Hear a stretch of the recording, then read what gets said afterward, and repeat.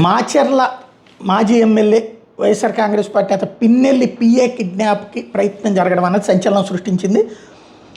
ఇది తెలుగుదేశం వర్గీయులే చేశారని చెప్పి వైఎస్ఆర్ కాంగ్రెస్ పార్టీ ఆరోపిస్తుంది. పిన్నెల్లికి చాలా కాలం నుంచి పిఏగా పనిచేస్తున్న శ్రీనివాస్ శర్మని తెలుగుదేశం పార్టీ వర్గీయులు కొందరు టార్గెట్ చేసుకున్నారు. శనివారం సాయంత్రం పట్నంలో ఆయన ఇంటికి టీడీపీ గుర్తులు కలిగిన స్కార్పియో వాహనంలో గుర్తెలియని 5 దుండగులు వచ్చారు.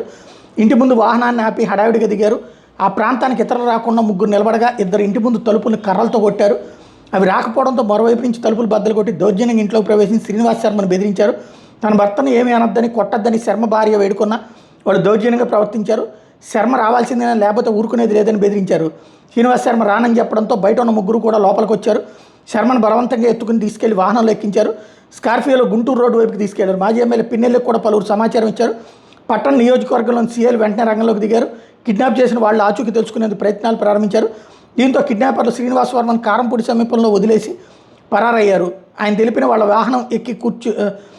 వాళ్ళ వాహనం ఎక్కి మాచర్లోని ఇంటికి చేరుకున్నారు. వెంటనే Karampudi Macherla urban rural CL Sharma ఇంటికి చేరుకుని జరిగిన ఘటన మీద విచారణ జరిపారు. ఈ ఘటన మీద విచారణ జరుపుతున్నట్టు మాచర్ల అర్బన్ సీఐ ప్రకటించారు.